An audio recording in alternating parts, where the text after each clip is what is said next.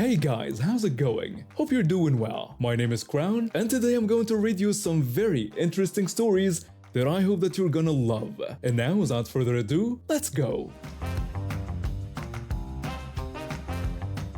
A little background information. I come from Denmark, and in Denmark, employees are not allowed to interfere if they see a shoplifter. They should just call the police, and they are definitely not allowed to physically interfere. So, as I said, I live in Denmark. So, when I was around 13 years old, my friend and I were visiting the local chapter of one of the biggest store chains in Denmark. My friend and I was just there to buy some chips. But when we were about to leave the store, one of the employees says, "Please come with me to the back." I guess I was caught off guard because it took me a little too long to react. So he grabbed my arm and led me to the back. We followed their order and emptied our bags, and to his surprise, there was nothing. Then the other employee said, "What about the pockets?" Then they searched our pockets again, coming up with nothing. They sat there for a while before they opened the door and left. We sat there for a while waiting to be told you're free to leave. But after about 10 minutes, one of the employees just came in and said, "What are you still doing here? Get out." The rest of our day goes by without anything happening. When we told his parents, they laughed it off. I had to spend the night there, but when I came home and told my dad, oh boy, he just got this evil smile. I went to the car without saying anything. I remember I just thought to myself, I can't miss this. So we drove to the store and my dad just stood in line waiting his turn. The store is pretty busy. When he finally stands in front of that poor 16-year-old girl, he just says, "Hey miss, I would like it very much if you could bring your manager out here." The manager, who had nothing to do with the incident, comes out, and my dad just goes off on him, yelling about what happened. The manager was one of those slick types who thought their silver tongue could get them out of anything, and he just went on and on about incidents like these happening, and that it was very unfortunate, and that he was going to talk to both of his employees. My dad sat up that whole night trying to find the number of someone who mattered, and he called about a dozen people and told them what happened. The next day, he is called by the head of the Nordic division. My dad explains the situation and goes into detail about what happened, also regarding the manager, because apparently the way he acted was a breach of protocol. Both employees and the manager were all fired. Because of our laws, first employee was charged with physical assault of a minor, and the second one was charged with assault of a minor as well. Both were found guilty, and both were made to pay very hefty fines. Just to start this, hurting a child to get revenge on the other parent is a horrible thing to do. Too often people forget that the child is the most innocent person when parents slip up. Do not take your hate for them out on a kid. That being said, no child was harmed in the making of this story. Now that that's out of the way, let's move on to the story, shall we? My ex is the very definition of an entitled person. She fakes a disability to get a check, has never worked a day in her life, and has always expected everything in life handed to her. Now, all that being said, I hold none of that against my son. It isn't his fault that he was born to this crazy situation. When our son was born, her bubble of spoiled rottenness extended out to him.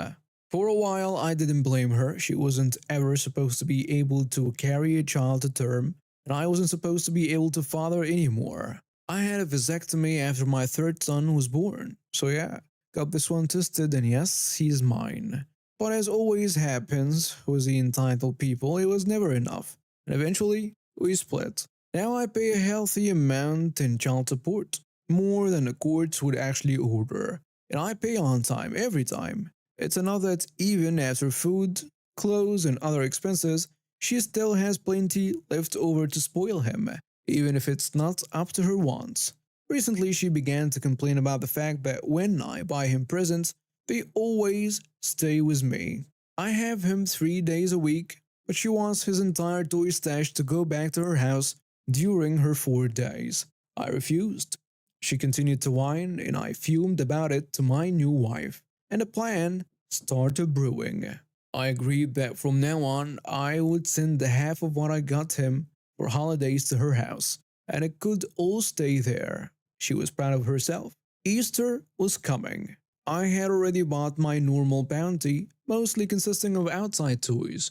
I had water guns, balls, bats, a giant outdoor ball set, and a liberal sprinkling of candy. I went shopping again, this time with my wife. No outdoor toys this time, knowing that she would not take him out to play with them. No, this time I went a route that would suit her musical and artistic child. He loves playing outside in the dirt, by the way. You just can't keep up with him when he does.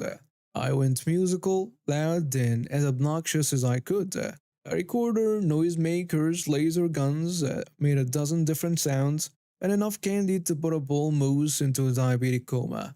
Enough to equal the dollar amount I spent on his original basket. Every bit of that went home with him after he had a nice long day of running around outside, happy as a clam. She, of course, was thrilled seeing the volume. Her little prince was getting a quadruple Easter. My parents also gave him a basket. Hours later, I was informed that she didn't want me sending things home if that was the kind of toy I was going to bring him. He was running around the house screeching through the recorder, powered by a combination of chocolates and pixie sticks. He absolutely loves the recorder. It's not so bad when you let him play with it outside. The story happened a few years ago in 2015. The setup. I was a screen printer. I accepted a new job at a different shop for $13 an hour. Slightly better wage than my old job, and the place was much nicer. Let's just call it Waldron Sports Center / Apparel. They operate out of a large space in a local mall, featuring a sports / joke apparel shop, multi-purpose gym, and a single automatic press in the back where they printed their stuff. Two brothers, let's call them Jake and Jarrett, own the company. Jake does most of the on-site management as Jarrett's more busy with other careers. They are running a squeaky clean M&R diamond back press. The shop's super well organized. It's very climate controlled, whereas my previous place was just a plain warehouse with no heat / AC whatsoever that would often surpass 100 Fahrenheit. Schedule is perfect, and paychecks are directly deposited every Friday too. Another huge plus. Obviously, I'm excited. First 2 weeks went fantastic. The second Friday I got my first check. It seemed short, but I started the mid-pay period on sporadic hours, so whatever. 1 week later and my next check is significantly larger, but it's off. I go to Jake and ask him about seeing my pay stubs. He tells me that all of that is handled through an outside company, but Jarrett should have gotten my login information by then.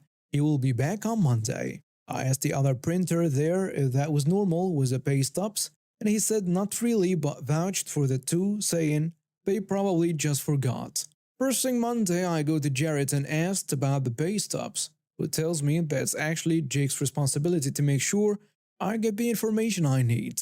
Okay, what the hell? So I go back to him and ask him about it, and he says that he will call the company and get my login information ASAP.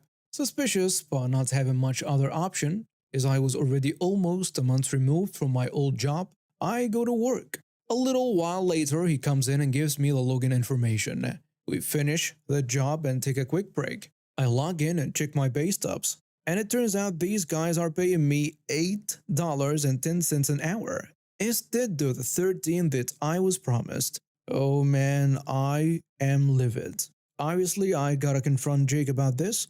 Never been through this before, but I'm sure I know what's going on here. I quickly Google conversation recording law. See, Ohio is a one-party consent state, meaning if I'm part of a conversation I record, it's both legal and admissible in court. So I set my phone to do just that, put it in my pocket and go confront the dude. Hey, so I checked my pay stubs and you're only paying me $8.10 an hour. Would you like to tell me what's going on here? He looks kinda dumbfounded, shakes his head, then says, it's supposed to be $13 an hour. Well, you've been paying me $8.10 an hour, and you owe me over $400. Well, that's not supposed to happen. I'll call him and see what's up. So I go back to the shop, stop the recording, and start setting up the next job to pass the time. I'm holding out hope that this is all just a misunderstanding, but I'm pretty sure it's not.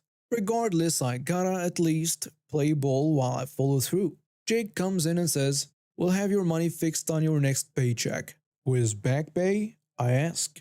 Yes, it'll be on a check. So I begrudgingly wait for the next week. I woke up Friday morning and checked my bank account. And much to my not surprise at this point, another minimum wage check and another few $100 they owe me.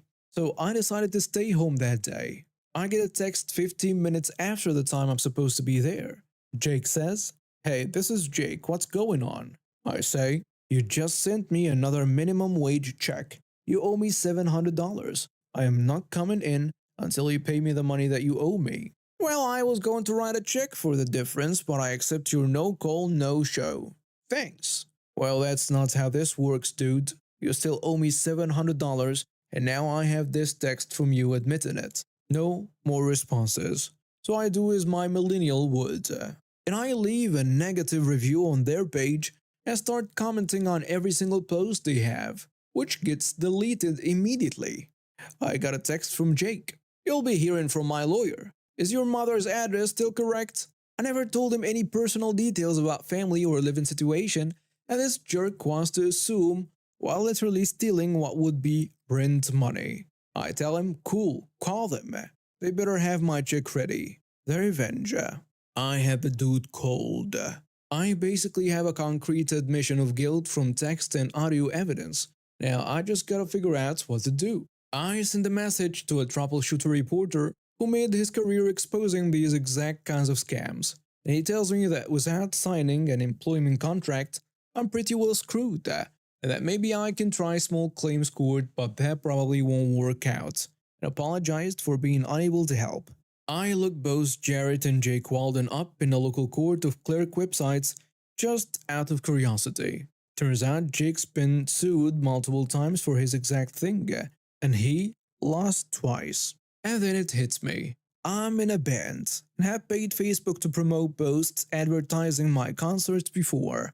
It's cheap and it generally gets some results. At the time at least. I created a Craigslist post detailing this exact story, and I included links to his and the company's court records as a centerpiece. I made a page on Facebook called Former Employee. I make one single post. Avoid Waldron Sports Center / apparel. Dishonest employer. I then sponsored the post. I put in $15 over the course of 10 days for ads, and I targeted them directly to people who liked their page, any of our local sports teams, screen printing, or the mall itself, who lived specifically within a few miles of their shop. Within a couple days, the post had been shared over 2,000 times.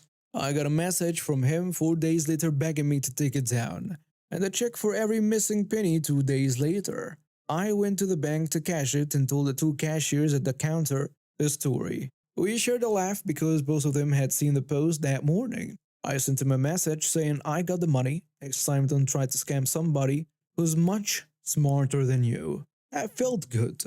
I continued to share my story anytime it was relevant to a public post. I guess he saw one a few months later, messaged me again and said, "We already gave you the money. Please stop." I told him I gave you so much opportunities to do the right thing and you still went out of your way to be a piece of crap. You shouldn't have done that.